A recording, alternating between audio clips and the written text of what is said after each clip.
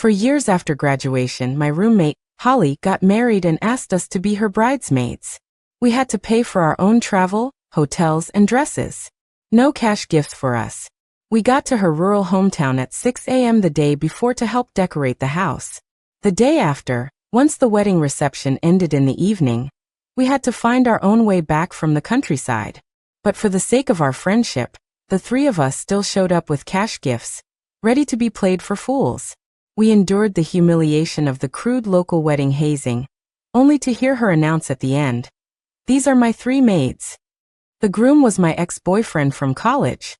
At the wedding, we had to listen to their 8-year love story, which was punctuated by embarrassing, ugly photos of all of us from the dorm, used to make the bride look elegant and refined by comparison. That's when we finally snapped and smashed the big screen. That night, I woke up in my old college dorm room. Holly was showing off a bottle of Shiseido serum that a suitor had sent her. There were 4 of us in the room. 3 of us had been reborn. I told him I don't need any more skincare, but he insisted on sending it. On Christmas Eve too. So romantic. You think he's into me, right? Holly held up the red bottle, taking pictures and showing it off, trying to be casual about it. But she didn't notice the way I was looking at her had completely changed. No one had asked, but she kept talking. This upperclassman told me his girlfriend isn't as pretty as me and doesn't have as good a body. Do you think he's trying to hint at something? He asked me out tonight, but I'm not interested in that kind of thing. Just then, my phone buzzed. It was a text from my boyfriend with a selfie from his dorm room, followed by a 5.20 cash gift. The message read, "Sorry babe, I'm swamped with homework and can't be with you on Christmas Eve. I'll buy you a present as soon as I get paid from my part-time job." In the corner of the picture, I could see the empty box for the Shiseido serum. The cheapness of it all made me sick. No wonder he and Holly had an 8-year love story. They were already hooking up back then.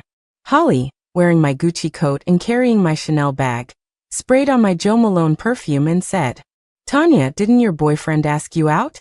I'm so jealous of you. I've been booked for Christmas since last month. It's like these guys have never seen a girl with money before.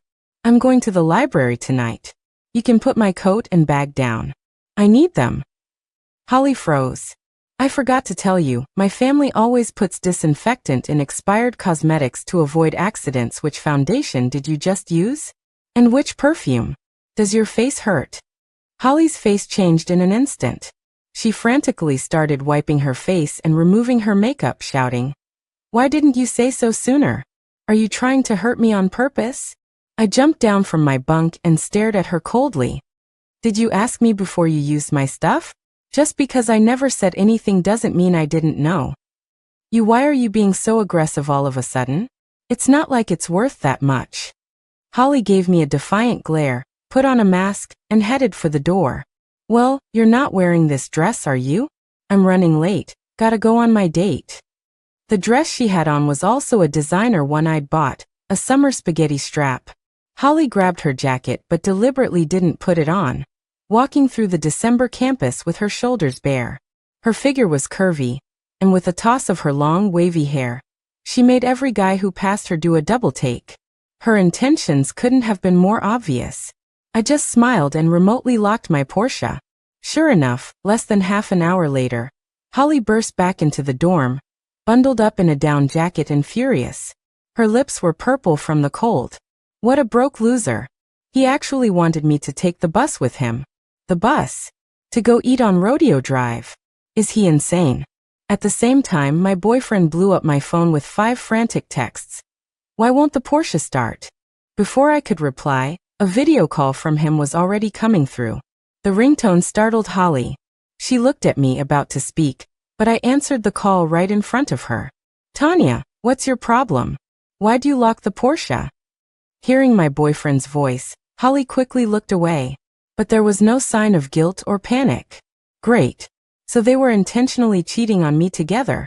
I've been driving that car for so long, how could you? Whose car is it, dude? If I'm in a bad mood, I can't lock it?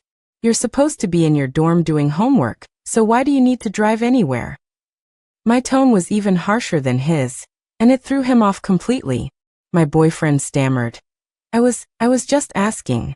Why are you so worked up? I saw Holly on the bottom bunk angrily pulling off the dress. I laughed. Don't tell me you were planning to use my car to impress someone on a date? Well, let me tell you something interesting. I also heard about someone who goes on dates wearing her friend's clothes and carrying her friend's bag. She even uses her friend's 3-ply toilet paper. I feel like I'm running a charity, not attending college. My boyfriend's face turned red, and he abruptly hung up. Holly immediately shot back. Who are you being so passive-aggressive about, Tanya? My clothes were in the wash, that's why I wore yours. And are you really going to complain about me using a few tissues? I don't owe you anything, do I? You're taking your anger out on your roommate just because you have a deadbeat boyfriend. I haven't done anything to anyone. Just then Megan came back from the library. As she set down her full thermos, Holly ran over to her, playing the victim. Megan, you be the judge. Tanya is getting on my case over a few tissues. Are we even friends anymore? Megan, stone-faced, said flatly. I'm not so sure about that. Megan had been reborn too. After the wedding, she was furious with Holly. Among the embarrassing photos shown at the wedding was one of her in just her underwear. What's gotten into you guys today? You're all acting so weird. Holly sat down awkwardly, trying to change the subject. We're usually all so close, but today it's like you've all gone crazy. Whatever, I won't stoop to that level. Megan, can you pour me some hot water? I almost froze to death today. Megan didn't even look at her, screwing the cap on her thermos tightly. If you want hot water, go get it yourself. We're not your maids. Holly froze, her eyes instantly welling up with tears. She retreated to her bed and started crying. I didn't do anything to any of you.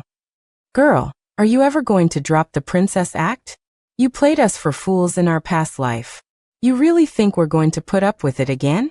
Megan glanced at me and asked if I wanted to go shower, completely ignoring Holly as if she were thin air. When we got back, Holly was on a video call with someone, smiling from ear to ear. Yes, Mark, I miss you too. Of course I'm in my dorm. There are only 3 of us here. Right now one of the girls went home for the weekend. What's so interesting about a girl's dorm? It's just some beds and desks. Here, I'll show you. With that, Holly sat up, switched to her rear camera, and started brazenly filming the room. I quickly wrapped my towel tighter around myself and warned her. There are people changing in here. Don't film. Holly, wearing headphones, acted like she couldn't hear and giggled as she gave the guy a tour. Megan snapped. She stormed over, ended Holly's video call, and slapped her hard across the face. Are you deaf? I said people are changing. And our underwear is hanging up to dry. Who are you showing that to? Holly shrieked like a banshee. Mark is my cousin. What's wrong with showing him? And who would even want to look at you? You could be naked and no one would care, you fat pig. Megan fell silent. She was from the Midwest, 5'7", and weighed less than 130 pounds. Since when was that fat? Her eyes filled with hatred, bored into Holly, fury rising within her. You are disgusting. She was strong. She kicked Holly onto the bed, snatched her phone, and forced her thumb onto the sensor to unlock it. What are you doing? What are you doing with my phone? Megan shot me a look. With a grim expression, I opened Holly's photo album. It didn't take long to find the incriminating pictures. My underwear hanging to dry, photos of Sam and Megan changing, and a fully nude picture of Megan while she was changing. When I got to that one, I handed the phone to Megan. Her eyes immediately turned red. That was an accident. I don't even know when I took that, Holly stammered. Finally, she just turned her face away and said stubbornly, What's on my phone is none of your business. Stop invading my privacy, it's illegal, you know. The next second, she let out a blood-curdling scream as Megan ripped her clothes in half. You're crazy, you fat pig, you. Megan stuffed the torn fabric into Holly's mouth, stripped her naked, and threw her onto the bed. With the room door wide open and the lights blazing, Holly, pale with terror, curled up on the bed, whimpering and shaking. I'm warning you. I've deleted everything from your phone. If you ever dare to film us again, I will strip you naked and dump you at the entrance of the main academic building. You believe me? Tears and snot streamed down Holly's face as she nodded frantically. Only then did Megan let her go, turning to grab her laundry basket. After a moment, Holly scrambled to put on new clothes, grabbed her phone, and ran out the door. Are you going to our advisor? I called out. Fine by me. But Megan's a one-track mind. I bet she'll see this through to the end. What do you think happens if this blows up? Holly stopped at the door, her fists clenched so tight her knuckles were white, tears streaming from her bloodshot eyes. I walked over with a cold smile, taking her arm as if to comfort her. Come on, blowing this up won't do anyone any good. Besides, we're all roommates, best friends, right? Holly looked at me through her tears, a flicker of cunning calculation in her eyes before she quickly put on a wronged expression. Of course we're best friends. I just wanted to capture all our little moments together, for memories after we graduate. How could Megan do this to me? What a talent for twisting the truth. The stench of her fake sincerity was overwhelming. No wonder we fell for it before. She's probably just tired and cranky from working 3 part-time jobs. We're all best friends, so you should just let it go. Holly wiped her tears and squeezed my hand with faux sincerity. You're right. Best friends shouldn't sweat the small stuff. Megan's from the countryside and has a temper. I was raised better, a city girl. I can be the bigger person. That night, Holly sent a series of long texts to our 4th roommate, Samantha. The gist was, I'm being bullied and ostracized in the dorm. Megan physically assaulted me. If you're willing to back me up, we can go to our advisor together and get the school to discipline Megan. I won't let her get away with this. Do you really think Tanya is your real friend? She's so rich. Why would she ever look down and see you? Do you really think Megan is your real friend? She's jealous that you're an LA local and curses you behind your back all the time. I'm the only true friend you have left. We should stick together. Samantha immediately forwarded the text to me with just 3 words. Is she crazy? Samantha had been reborn too. She was lucky she wasn't in any of the underwear photos, but at the wedding, Holly had shamelessly joked about her. So what if she's from LA? Both her parents are dead. I have a better life, and I'm just from a rural town. Samantha's parents had died in a car accident after she graduated from college. That comment had made her so angry she was the first one to throw something at the screen. Late that night, the 3 of us reflected in our group chat on why we'd been so completely fooled by Holly in our past life. It was our first time living in a dorm, and we all felt we should be tolerant and patient. Living together for 4 years felt like gaining 3 new family members. So what if one family member had princess syndrome, was a bit of a freeloader, and spoke without a filter? She had her flaws, but we figured we did too, so we just put up with each other. After graduation, when Holly cried about not being able to find bridesmaids, we stepped up like suckers. We never expected her to spend her own wedding trampling all over our boundaries, finally showing us what a piece of trash she really was. So this time around, none of us were going to let her off the hook. The following Monday in class, Holly stuck to Samantha like glue, sitting with her in the back row and trying to strike up a friendly conversation over a shared textbook. Her agenda couldn't have been more obvious. During the lecture, my ex-boyfriend texted me, asking why he couldn't log into my QQ account. That account was linked to a popular mobile MOBA game. I played on a different server and didn't use that account, but I'd unlocked all the character skins. I had always given him the login info. After being reborn, I'd changed all my passwords. I instinctively glanced back at Holly. Sure enough, she was holding her phone sideways, waiting in the game's lobby. I found my old account info, logged into the game, and instantly received an invitation from Don't Bully My Holly. In the team chat, Holly typed, just 1 more star to get to the top rank. Come on, carry me pro. Using your skins feels so good. She was even using a matching couple's profile picture with my account. Truly disgusting.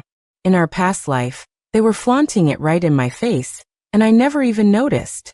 I joined the game, picked a jungler, and proceeded to steal Holly's farm, steal her kills, and use her as bait. She got so mad she nearly threw her phone several times. But I carried her to a win. Holly excitedly ran to the bathroom to make a voice call, cooing, "Thank you for carrying me to the top rank, you're the best." Before she could finish, I slammed open the stall door and shoved the post-game stat screen in her face. Feels good, doesn't it? Sucking up to someone else's boyfriend in a bathroom stall. Is that loser better than me? Can he go 12-0 and carry you to the top rank? Can he drive you to Rodeo Drive in a Porsche? If you love picking up trash so much, I can move a garbage can to your bed. You can dig through it day and night. The two of you are dating on my dime. Am I your dad? Am I supposed to keep funding you until he marries someone and you get hitched? Holly's face was beet red. She stood awkwardly in the stall, shifting her weight from one foot to the other and muttering, "Who are you talking about? I don't understand. We just played a game together. Are you jealous or something?" Megan happened to walk in just then. She marched up to the door, eyes wide, and asked me, "What's this? I hear she's a home-wrecking slut now too?" The next second, Megan started rolling up her sleeves, which scared Holly so much she practically jumped 3 feet in the air.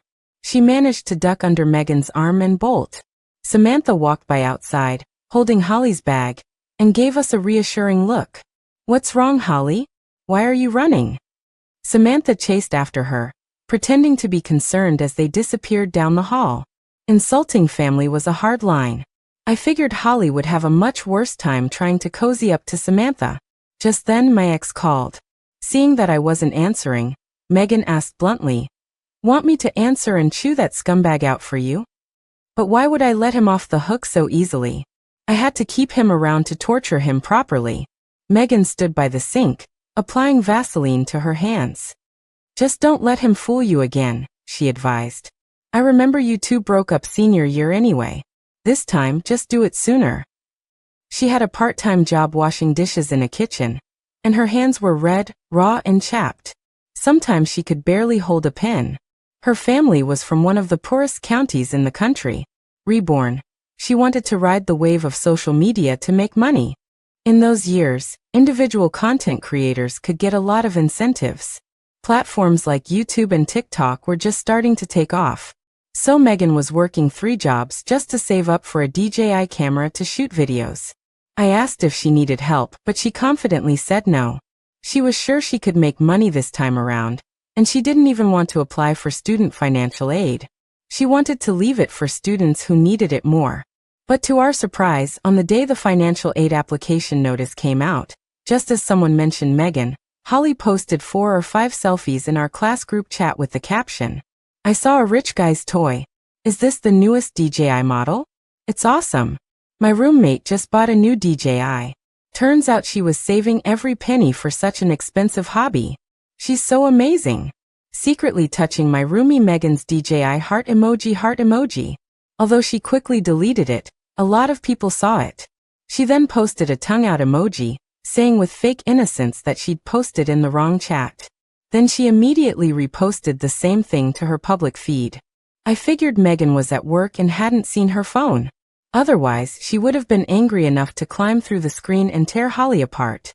The next second, a private message from class president Samantha popped up. Holly actually applied for financial aid. She's already preparing her materials. So what's the plan? Should we take care of her? Holly was no charity case. She cultivated a rich girl from the city persona, even using the latest iPhone, and her social feed was full of her showing off. But for this financial aid application, she had set all her social media profiles to private and started deliberately eating the cheapest vegetarian meal at the cafeteria, though I couldn't tell who she was trying to fool. Our class president, Samantha, handled her application. It claimed her family was destitute, both parents were laid off and paralyzed, and they were drowning in debt and on the verge of suicide. But we had been to her hometown for the wedding. Her parents were liquor distributors, the richest family in the village. The line of relatives who came for the wedding hazing stretched down the entire street. A real student in need wasn't going to get that money, but a liar like her was going to walk away with it. Samantha and I went to see our advisor. So at the end of the class meeting that day, our advisor closed the door and placed a box on the lecture podium. "I'd like to ask for a few minutes of your time. We are a caring community, and I'd like us to help a student in our class who is facing hardship. Holly." Holly froze, clueless about the drama that was about to unfold. I pulled out a $100 bill and dropped it into the box. "I'm Holly's roommate." I was worried she was trying to bear this burden alone, so I spoke up for her. "It seems her family has run into some serious trouble recently. She's been pinching every penny, a completely different person from before. The advisor sighed with great sorrow. Holly, please don't let pride get in your way, and please don't do anything foolish. Our class will help you get through this. Holly shot up from her seat, mouth agape, speechless. Her furious gaze could have burned holes in me. Samantha covered her mouth in mock surprise. Holly, your family is going through something that serious? No wonder you cleared all your social media. I heard you were even trying to sell your clothes and bags at a low price. Oh my God, is there anything I can do to help? No, it's not that bad. I'm not short on money. Holly was sweating, clutching her phone tightly, unable to explain herself. If you're not short on money, why are you applying for financial aid? Don't pretend you're fine. I took out another 100 and put it in the box. Classmates, I don't think a fundraiser is the right way to go. It might hurt Holly's pride. She'll think we're pitying her, but we're not. We genuinely want to help. This $200 is for buying some of Holly's clothes. Please everyone support Holly's little business. Help her sell off her clothes and cosmetics. Show a little love, okay? A murmur went through the room, and many students started putting money into the box. Holly was so frantic she was practically jumping up and down, finally collapsing into her chair in tears. The advisor patted her on the shoulder to comfort her, but she just sobbed and pointed a finger. Professor, please don't do this, it's so embarrassing. Why did you have to announce my business to everyone? How am I supposed to face everyone now? Samantha took her hand and said earnestly, I think the advisor did the right thing. I was also worried you might do something drastic. Just a week ago you were wearing Gucci, carrying Chanel, and riding in a Porsche. Your outfit alone was worth over $10,000. But lately, you've only been eating the $4 vegetarian meal. Who could handle such a drastic change? I have to help you. You're my best friend. Holly dug her nails into Samantha's hand, nearly drawing blood, and squeezed out 5 words through gritted teeth. I really have you to thank. Samantha's tears turned to a smile. She shook her head. Silly, what are friends for? By the time we got back to the dorm, the story of Holly, the poor girl from a rural town whose parents were suddenly laid off, paralyzed, and in debt, and her application for aid had been exaggerated and spread everywhere. There were even rumors she had almost jumped off a building. The dorm RA led a procession of well-meaning students who lined up outside our room to donate by supporting Holly's business. High heels, dresses, purses, cosmetics, everything she owned was sold off at bargain basement prices. Many of her designer items were identified as fakes, and she had to swallow her pride and give refunds. Her rich girl persona was shattered into a million pieces. In the end, she sat dazed in front of her empty closet, crying silently, unable to voice her misery. Yo, I'm back late. Looks like I missed the sale. Megan stood with her hands on her hips and tossed a $10 bill on Holly's desk. I bust my ass every day trying to make money, and I gave up my spot for financial aid so a student who actually needs it could have it. Not so some liar could scam the system. But hey, if someone's begging to be a charity case, I can spare $10. A little something for the poor girl. After all, she's a beggar now. Holly's head snapped up, her eyes blazing with uncontrollable rage. She screamed and lunged at Megan, claws out. I don't need your pity, you fat pig. Even at my poorest, I'm still richer than your family. It happened too fast. Scratches instantly appeared on Megan's neck. She shoved Holly away with one hand. Holly lost her balance and hit her head hard on the metal bed frame, dazed. That night, Holly was taken to the campus clinic. She cried and demanded that the school administration give her an explanation. The deans had no choice but to call in both sets of parents to resolve the issue. But Megan's dad was disabled, and her mom needed dialysis every week. It would take them 4 or 5 days to make the trip from their rural town. My parents were off doing charity work somewhere in Africa and couldn't come back either. Only Samantha's parents were local. The two of us put our heads together and asked Sam's parents to step in. I'd pay, and she'd provide the parents. We had to get justice for Megan. Parents weren't allowed to accompany us on move-in day our freshman year, so Holly had never met Samantha's parents. To really put on a show, I borrowed a friend's Maybach Zeppelin. However, it seemed Holly's parents didn't recognize this ultra-rare luxury car, one of only a handful in the entire state. They suggested meeting at the university's fancy West Side restaurant and invited all the roommates. Holly's mother opened with a passive-aggressive jab. "You two must be from the countryside, right? This meal's on us, so feel free to order anything you've never tried before." You know, a person's upbringing really shapes their character. We raised our Holly to be honest, kind, and considerate. She's not like other kids. My fists clenched. Megan shot back sarcastically, secretly filming roommates changing, forging documents to get financial aid, and physically assaulting classmates in the dorm. Yeah, she's definitely not like other kids. Holly's face paled. She stood up and yelled, "Megan, don't talk nonsense. I already explained everything. That's illegal. Try explaining it to the police and see how far that gets you." Holly's father's face darkened. He suddenly lowered his voice and threatened, "Don't push your luck. In this city, I have 1,000 ways to make sure your daughter's life is miserable. If you don't apologize, do you even want to stay in school?" With that, he suddenly stood up, grabbed a bottle of red wine from the table, and without even looking, hurled it at the Maybach. The sharp crash startled everyone. My heart skipped a beat. That was a borrowed Maybach. See that? This wine costs more than you'll ever make. I can smash as many as I want. What's your family's status to be messing with my daughter? You show up in some generic car trying to look important? I could total your car right now, and how much do you think you could even dare to ask for in repairs?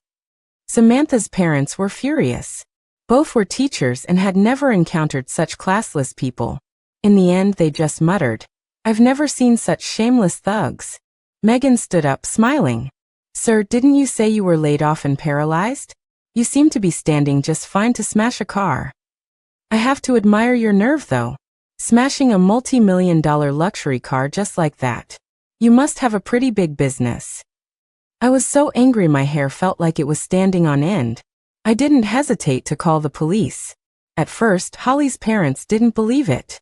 When the officers arrived, they looked like their souls had been sucked out, their legs turning to jelly. As for Holly, she had long since shrunk into her chair, white-faced and silent. The first thing she said when the police arrived was, "My dad smashed the car, not me." Megan secretly pulled out the phone she'd hidden in a flower pot to record everything. Fearing their family's history of false accusations, Megan had come prepared. She quickly blurred out the faces and uploaded the video to TikTok. Within hours, it went viral. Millions of netizens were working to dox the arrogant LA family. Reporters from 4 or 5 TV stations were trying to contact Holly, including one from a major national paper, the kind with a blue check verification. At the police station, Holly's dad shamelessly tried to play dumb. "How was I supposed to know what kind of car that was? I'm not paying. That girl hurt my daughter first. I was just defending myself."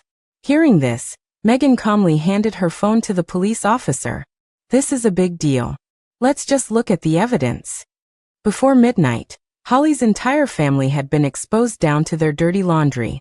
The school's phone lines were blowing up with angry callers outing her for scamming financial aid and demanding a full investigation into the secret filming.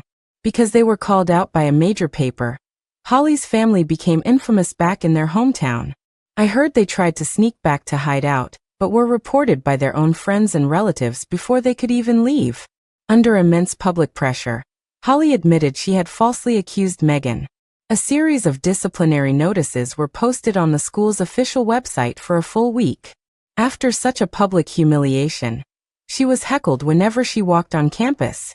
In the end, she just took a leave of absence and hid at home. I heard her parents had to sell their house to pay for the car repairs. The day after Holly went home, my ex-boyfriend suddenly sent me 4 or 5 texts. He asked if one of my roommates owned a Maybach. Who was she? Was she single? His buddy wanted to get to know her. I scoffed. I'd been so busy dealing with Holly, I'd forgotten about this scumbag. How dare he come crawling back? I replied, "Send me $20,000, and the Maybach roommate's contact info is yours." I met my boyfriend, Kevin, at the freshman welcome party. He was a sophomore, head of the student arts and athletics department, and popular with the girls. Back then, I was a kid who cared about appearances. I saw everyone else had a partner, so I figured I needed one too, and I reached out to him. My generous spending made him look good in front of his friends, and his popularity made me look good in front of mine, so we made it official.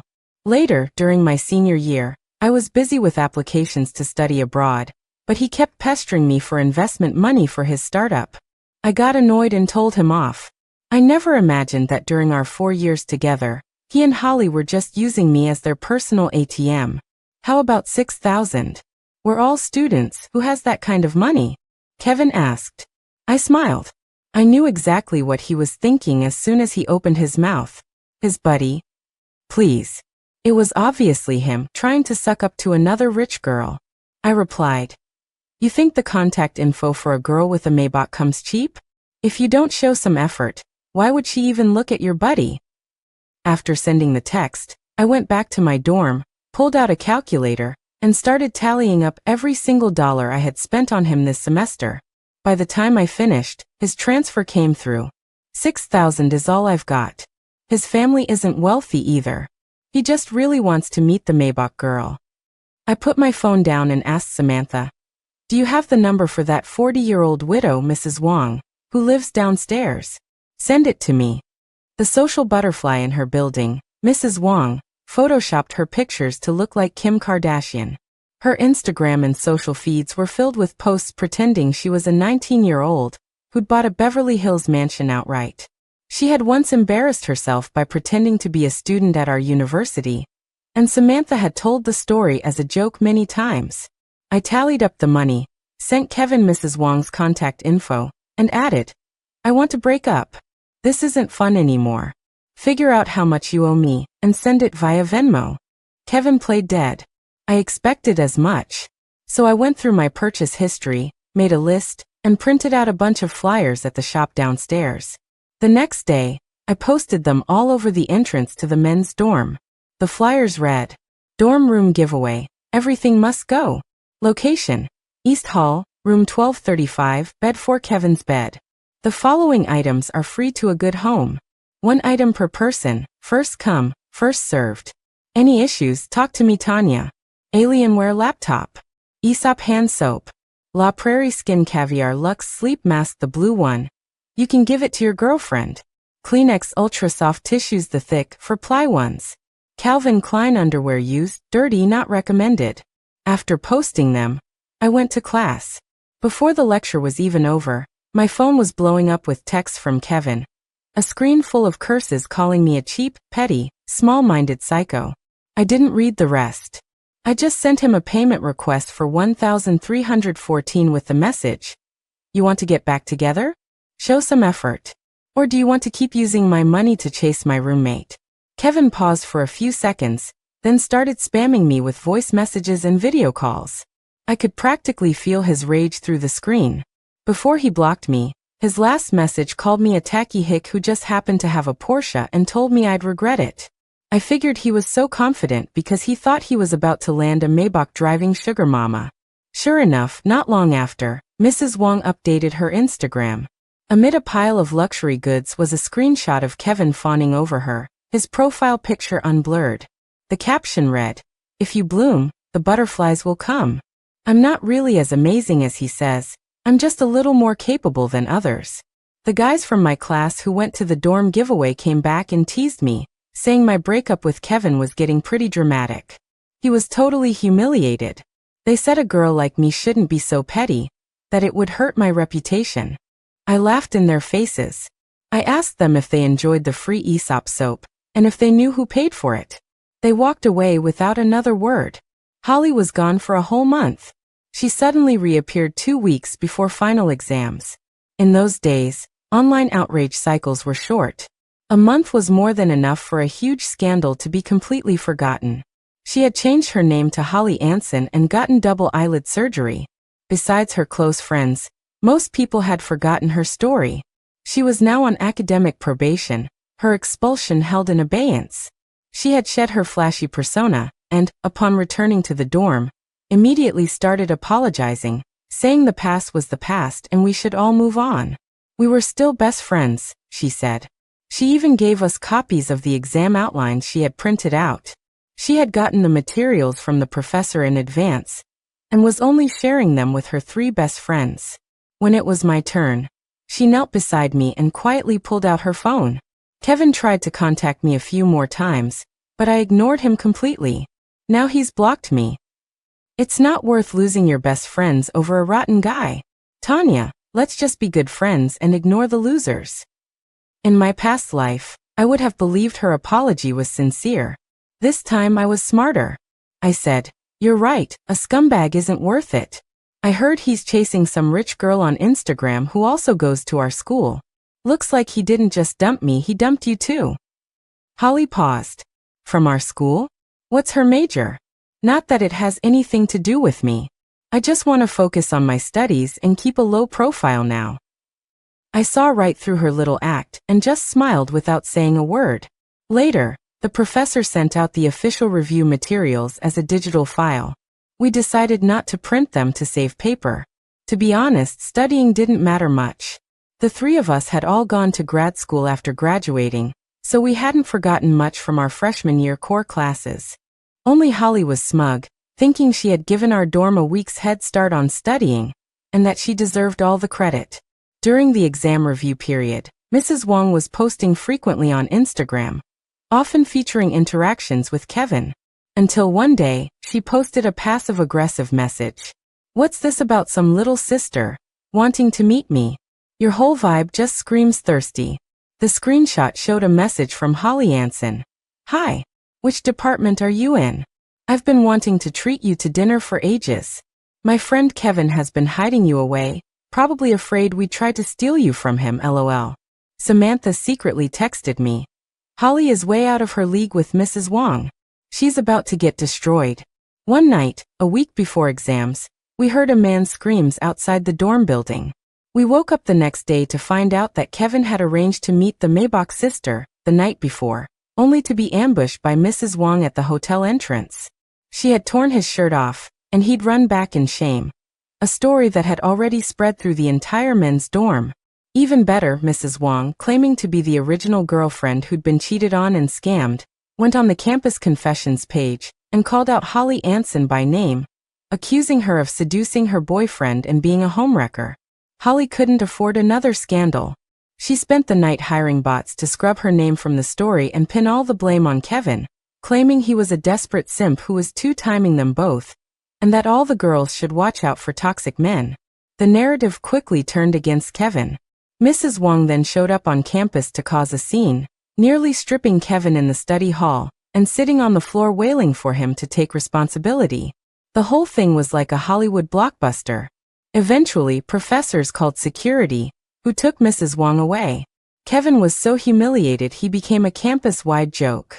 I heard his family paid Mrs. Wong off to make it all go away. After that, everyone completely forgot Holly's history. The campus gossip was all about the feisty widow and the young student, which scared Kevin so much he wouldn't even leave his dorm. He later transferred to a remote satellite campus for software engineering, and was never seen again. But the night before finals, Kevin suddenly sent me a friend request, followed by a bunch of crying emojis. After I accepted, he first sent me a copy of the review materials for my major. I worked really hard to get this top-secret guide. You'll need it for your exam tomorrow. You should study it tonight. I glanced at the file size. It was identical to the one the professor sent out. He was such a liar. I've really missed you since we broke up. When I like someone, I don't care if she has money or not. Can we talk? Can we get back together?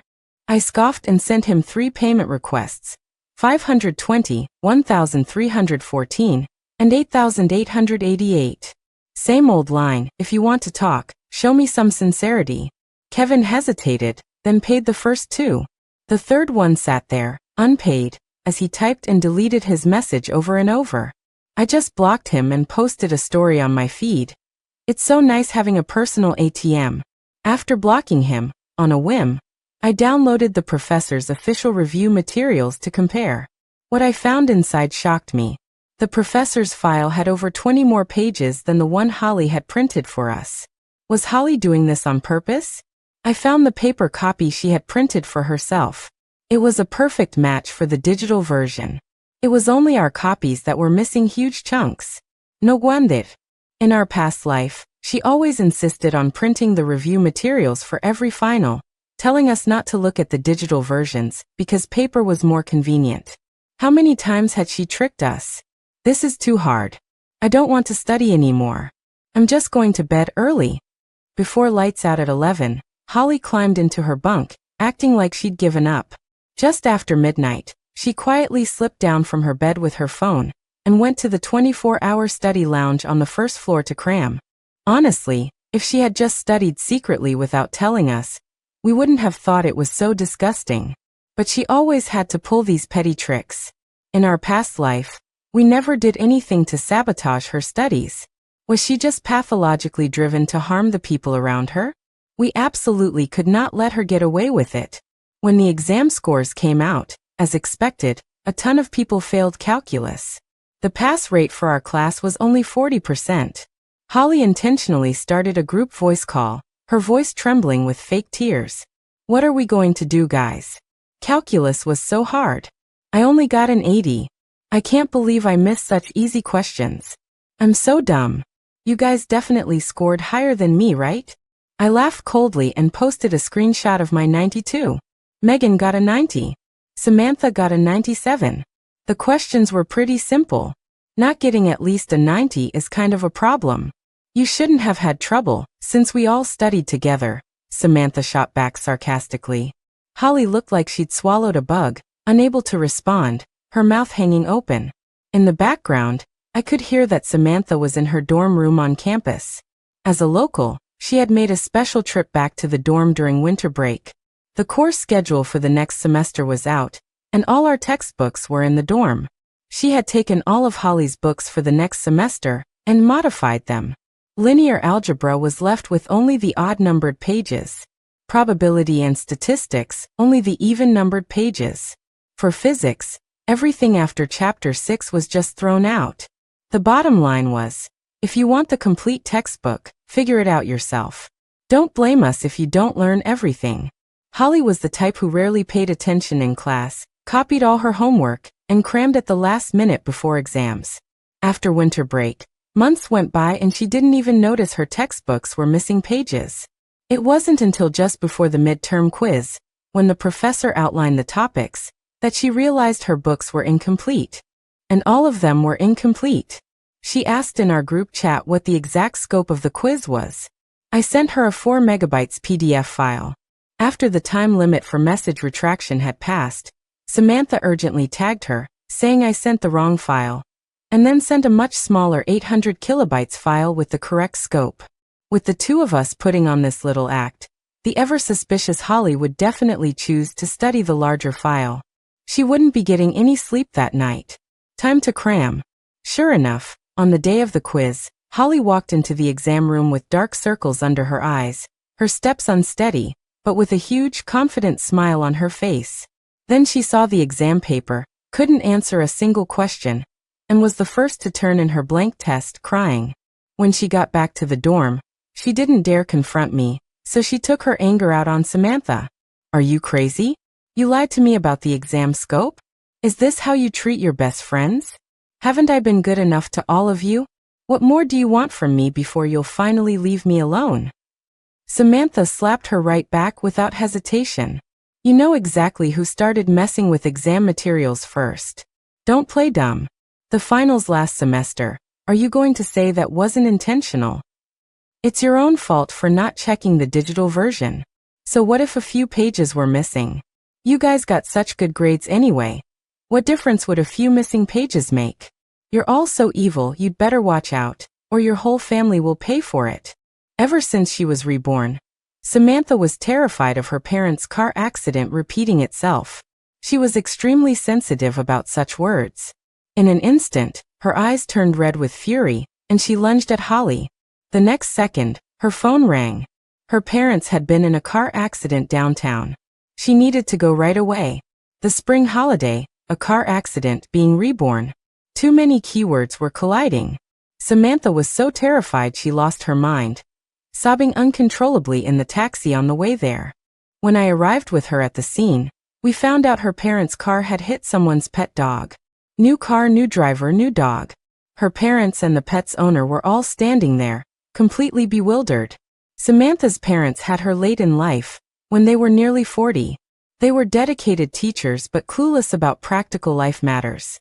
The insurance company told them to call someone in the family who knew what they were doing to give advice, which is why they had called Samantha. After everything was sorted out, her parents wanted to treat all 4 of us roommates to dinner. They specifically requested that Holly come. Why are we inviting her? Did Bellevue give her a day pass or something? Samantha muttered, rolling her eyes. Just then, Holly walked up to the table and sat down, completely missing the insult. When she looked up and saw Samantha's parents, Holly froze.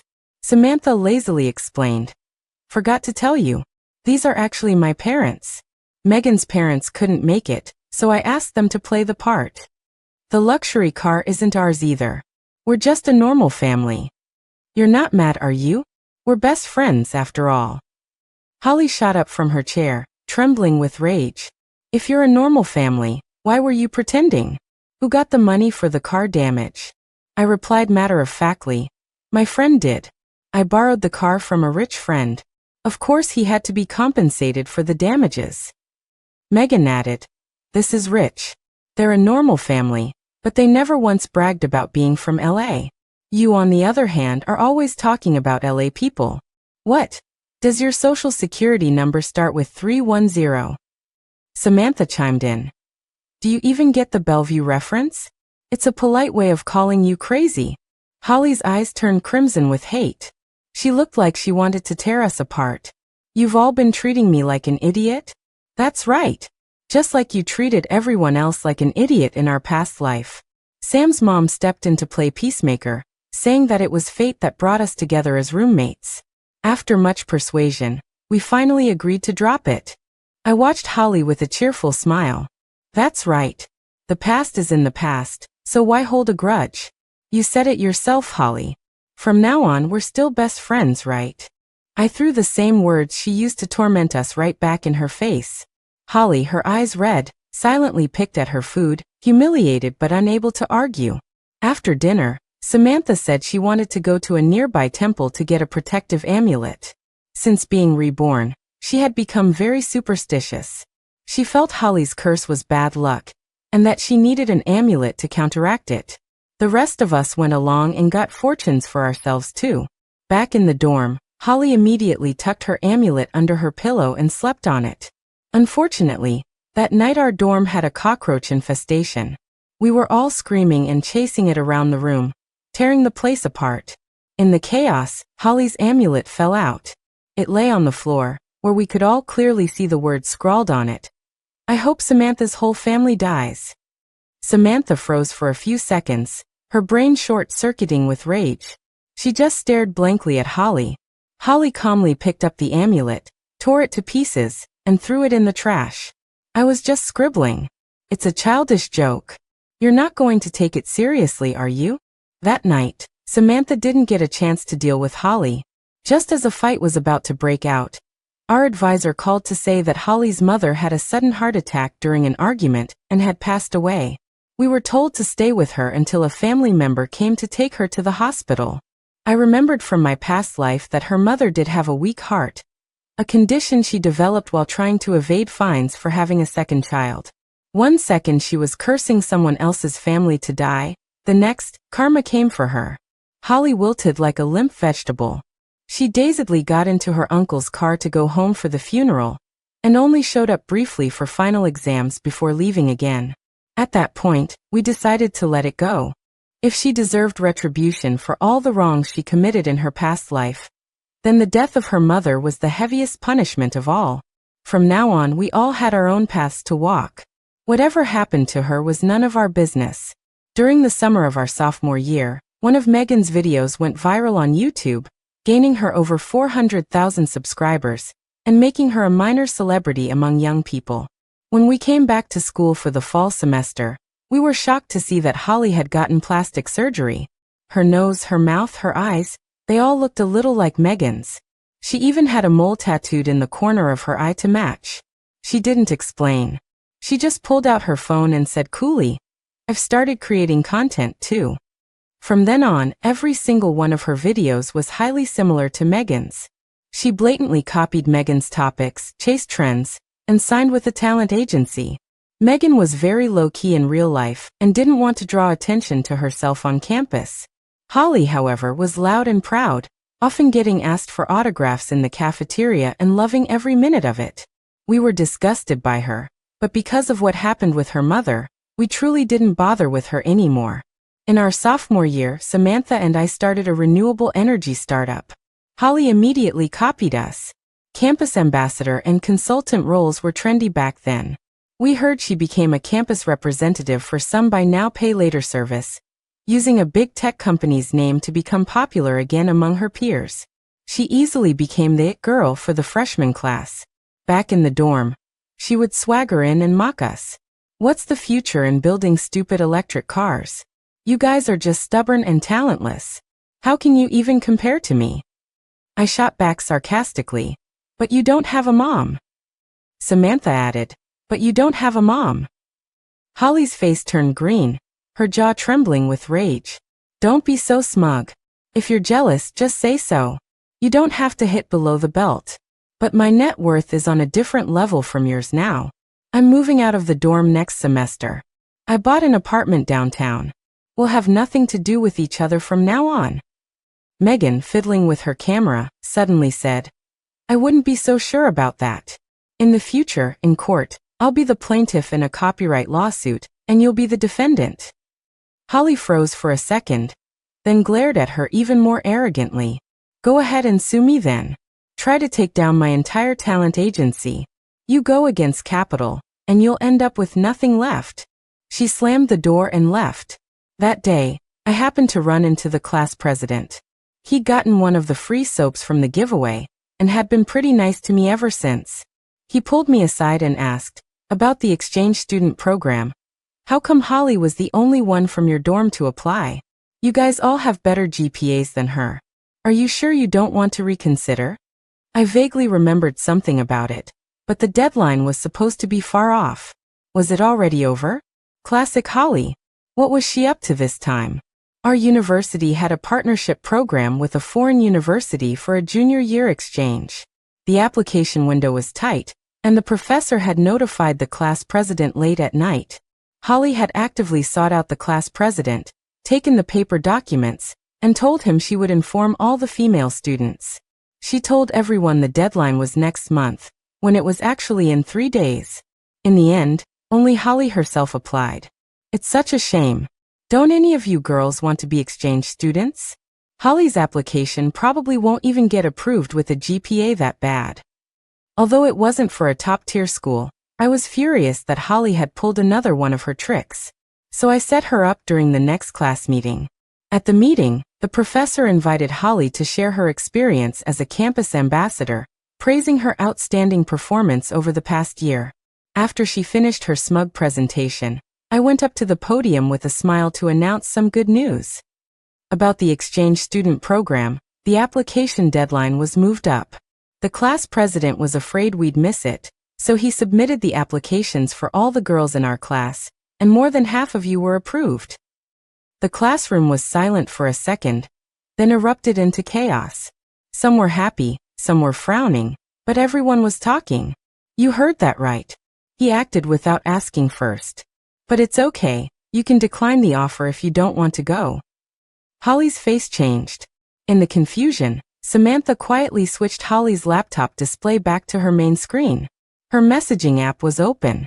Frantic, Holly started typing a message to the class president right there on stage. What's going on? The application form I gave you only had my name on it. How did everyone else get registered? The big screen broadcast her message live. Gradually, the room grew quiet as everyone stared at the screen. Holly typed again. Did you submit the wrong form? They weren't applying. I was the only one. A girl from the dorm next door stood up. Holly, what are you trying to say? Holly looked confused at first, but when she saw the big screen behind her, she froze as if struck by lightning, petrified. A cold sweat broke out on her forehead. I stood to the side and said coolly, what you're all seeing is the truth. Holly took the paper forms and told everyone the deadline was a month away, when it was actually in 3 days. She only submitted an application for herself. Technically, she didn't break any laws. She had no obligation to tell everyone. But still, how disgusting is that? Holly slammed her laptop shut and stood there defiantly. If you want to be an exchange student, you should figure it out yourself. There's only one spot. We're all competitors. Why should I be your mommy? Immediately, a group of girls from one dorm packed up their books and left, one of them calling her trashy, on the way out. Gradually, all the girls in the class left, every one of them giving Holly a dirty look. The class president, feeling embarrassed, gathered his friends and left too. Soon the classroom was empty, leaving only a few of us to watch the show. Not long after, a poll appeared in the class group chat, started by the president. Holly is on academic probation. Her student status has been revoked, and she has a history of dishonesty. Should we keep her in the class group chat? Within half an hour, everyone had voted no. Holly was in the middle of typing an angry rant when the next second, she was kicked from the group. As she moved out of the dorm to focus on her career, we rarely saw her on campus anymore. Then one day, someone spotted Holly in a shared rental apartment just off campus. Her grand move to a downtown apartment was actually just a shared room she was renting with her boyfriend. I looked closely at the photo. Her live-in boyfriend was Kevin. Interesting. Megan spent her entire sophomore year fighting her copyright case. In the early days of social media, corporate influence wasn't as deep, and she was confident she could get justice. By our junior year, a major online retailer's credit service had entered the campus market, sparking a trend of young people getting into finance. However, the buzz around that product was quickly replaced by ads for another financial product. I looked closely at the flyer. It was for a P2P lending platform. One of the investors was Kevin. Not long after, the spokesperson was announced, Holly Anson. Someone saw Holly showing off her new BMW at the campus gate, looking incredibly smug. I told my friends not to be jealous. She wouldn't be on top for long. Some people, if you just leave them alone, will self-destruct. As graduation approached, Megan's copyright case finally saw a breakthrough. The agency behind Holly went bankrupt, leaving her without a safety net and officially named as the defendant. And don't forget, she was still on academic probation. If she got into trouble again before graduation, her diploma would be withheld, and 4 years of college would be for nothing. So Holly ran back to the dorm late one night, crying and begging Megan to drop the lawsuit. She deleted her social media accounts and disbanded her fan groups overnight. Megan refused to forgive her. When the court verdict came out, Holly lost. The school, fearing a media backlash, expelled Holly, and her diploma was gone for good. Megan didn't want compensation. She only demanded that Holly donate all the money she had earned from her social media career and issue a public apology online. Holly had no choice but to comply. After posting the apology, she vanished, leaving only a single text message for us. Don't get cocky. The little money I made from social media isn't even enough to buy me a car. You really think I care? What's so great about a degree from this university? I can just buy a master's or a PhD. With money, you can do anything. Goodbye, you bunch of peasants. Don't ever contact me again. The rich guy whose Maybach had been vandalized knew Holly. He was shopping in Hong Kong once and sent me a picture, saying he'd run into Holly, who was taking a foundation program. He guessed she was planning to start her master's in Hong Kong the following year. That was 2018. The next year was 2019. Studying in Hong Kong. The money Holly was spending wasn't clean. When the P2P platforms crashed, several financial company chairmen were arrested. I heard Kevin went down with them. That's when I remembered. Back in our senior year of college, the startup he was relentlessly pushing me to invest in was a P2P platform. Thankfully, I was focused on my studies back then and just blocked him. His venture never took off. In our past life, Holly never copied Megan or went down the social media path, so she was of no value to Kevin and dodged that bullet. This time, two people, both stupid and malicious, found each other and finally got what they deserved. I heard Holly never did finish her master's program. After 2019, there was no news of her. For years after graduation, Samantha, Megan, and I had a small reunion. We were all doing pretty well. Megan was about to hit 1 million subscribers on YouTube. She wasn't a top-tier creator, but her career was finally on track. Samantha's parents were alive and in excellent health, already planning their retirement. As we were talking, a news alert suddenly popped up on my phone. Fugitive suspect Holly Anson, formerly Holly Shuang, wanted in connection with a major financial fraud case, has been apprehended in Shenzhen.